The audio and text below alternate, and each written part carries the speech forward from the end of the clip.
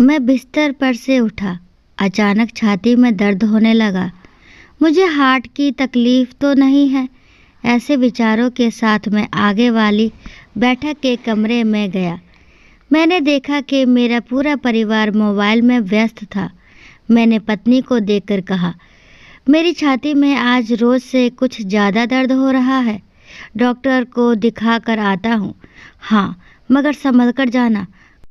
काम हो तो फ़ोन करना। मोबाइल में देखते देखते ही पत्नी बोली। मैं एक्टिवा की चाबी लेकर पार्किंग में पहुंचा। पसीना मुझे बहुत आ रहा था। एक्टिवा स्टार्ट नहीं हो रही थी। ऐसे वक्त हमारे घर का काम करने वाला ध्रुव साइकिल लेकर आया।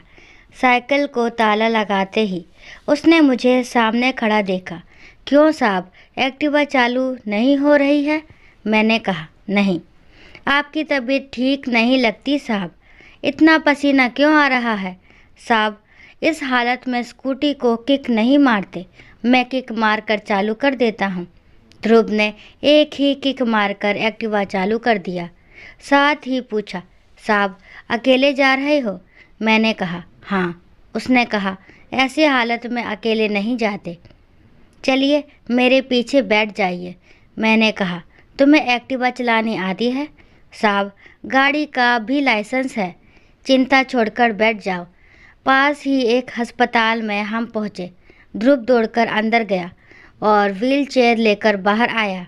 साहब, आप चलना नहीं, इस कुर्सी पर बैठ जाओ। ध्रुव के मोबाइल पर लगातार घंटियां बजती रही। मैं समझ गया था फ्लैट में से सबके फ़ोन आते होंगे कि अब तक क्यों नहीं आया। ध्रुव ने आखिर थक कर किसी को कह दिया कि आज नहीं आ सकता। ध्रुव डॉक्टर के जैसे ही व्यवहार कर रहा था।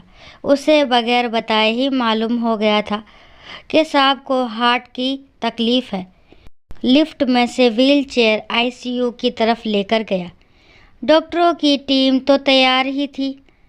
मेरी तकलीफ़ सुनकर सब टेस्ट शीघ्र ही किए। डॉक्टर ने कहा, आप समय पर पहुंच गए हो। इसमें भी आपने व्हीलचेयर का उपयोग किया। वह आपके लिए बहुत फ़ायदेमंद रहा। अब किसी की राह देखना आपके लिए बहुत ही हानिकारक है। इसलिए बिना देर किए हमें हार्ट का ऑपरेशन करके आपके ब्लॉकेज जल्द ही दूर करने होंगे। इस फॉर्म पर आपके सर्जन के हस्ताक्षर की ज़रूरत है। डॉक्टर ने ध्रुव की ओर देखा। मैंने कहा, बेटे दस्तखत करने आते हैं? उसने कहा, साहब इतनी बड़ी जिम्मेदारी मुझ पर ना डालो। बेटे तुम्हारी कोई जिम्मेदारी नहीं है। तुम्हारे साथ भले ही लहू का संबंध नहीं है, फिर भी बगैर कहे तुमने अपनी जिम्मेदारी पूरी की।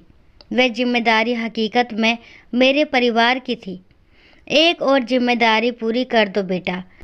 मैं नीचे सही करके लिख दूंगा कि मुझे कुछ भी होगा तो जिम्मेदारी मेरी है। ध्रुव ने सिर्फ मेरे कहने पर ही हस्ताक्षर किए हैं। बस अब। और हाँ, घर फ़ोन लगा कर खबर कर दो। बस उसी समय मेरे सामने मेरी पत्नी का फ़ोन ध्रुव के मोबाइल पर आया। वह शांति से फ़ोन सुनने लगा।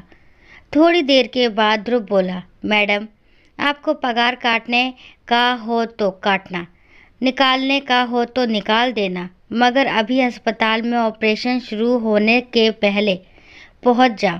हाँ मैडम, मैं साहब को अस्पताल लेकर आया हूँ। डॉक्टर ने ऑपरेशन की तैयारी कर ली है और राह देखने की कोई ज़रूरत नहीं है। मैंने कहा, बेटा घर से फ़ोन था? हाँ साहब। मैंने मन में पत्नी के बारे में सोचा। तुम किसकी पगार काटने की बात कर रही हो और किसको निकालने की बात कर रही हो?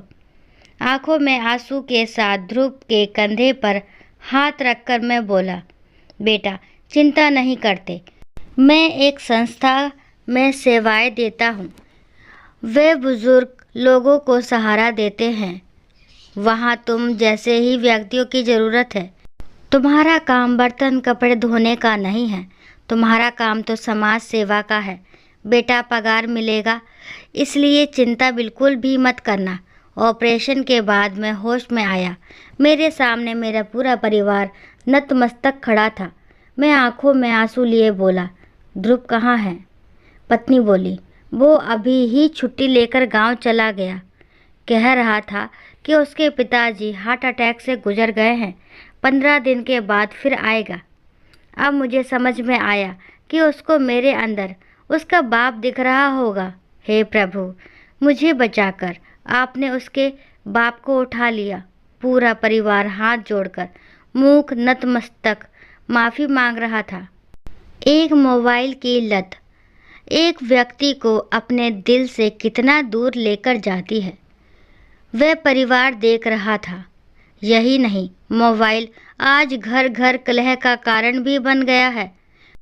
बहू छोटी छोटी बातें तत्काल अपने माँ बाप को बताती है और माँ की सलाह पर ससुराल पक्ष के लोगों से व्यवहार करती है, जिसके परिणाम स्वरूप वह 20-20 साल में भी ससुराल पक्ष के लोगों से अपनत्व नहीं जोड़ पाती।